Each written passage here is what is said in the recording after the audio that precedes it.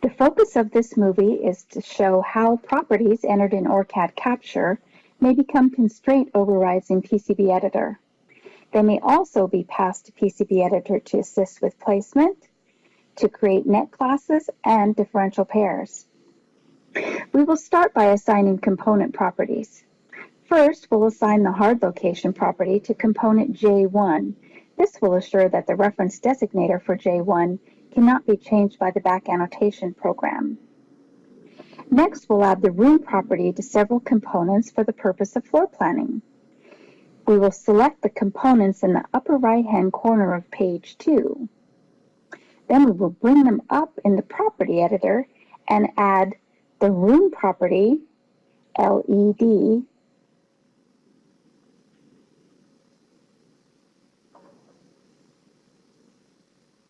This will assure that these parts are placed together on the board. Now we will work with the nets in our design.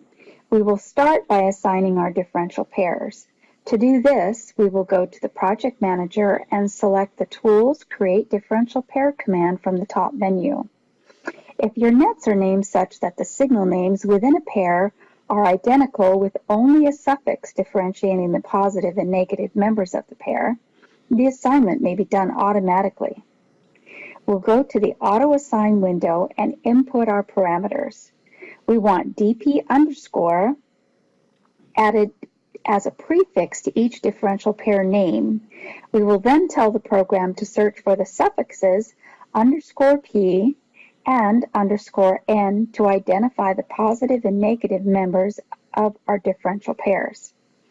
Once all differential pairs have been identified, we can simply click Create and then close the dialog boxes.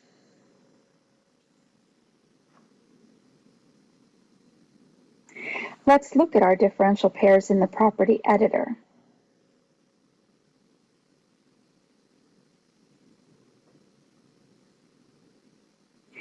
We can see that it is also possible to set constraint overrides, such as differential pair minimum spacing and differential pair uncoupled length, to set specific boundaries for routing the differential pairs.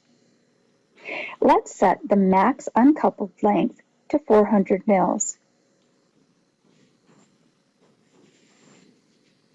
Next, we'll assign properties to some of our other critical nets. Let's start by adding the net spacing type property to all of our clock nets.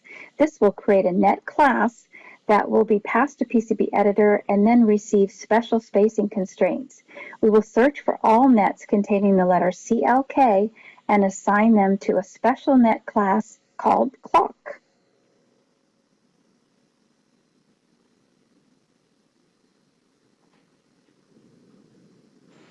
Notice we've already added other properties such as min line width, which is a constraint override, and route priority, which will tell the autorouter to route these signals first. We also need to constrain the length of a group of nets. Let's select them in the schematic by drawing a selection box over them and then bring them up in the property editor. We'll go to the Flat Nets tab in the property editor and add the total etch length property to our group of nets. We need these nets to be routed to a length between 2300 and 2500 mils.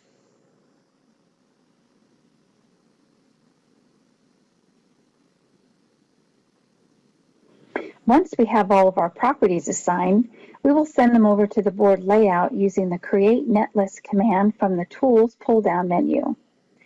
First, we'll need to check our allegro.cfg file to make sure all properties in our design will be passed to PCB Editor.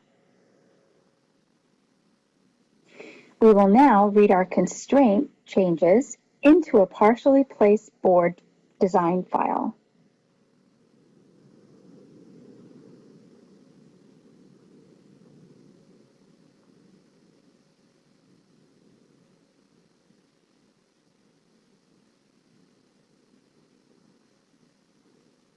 Thanks for watching, and don't forget to watch part 2 in this series on constraint-driven design with ORCAD PCB Designer Professional.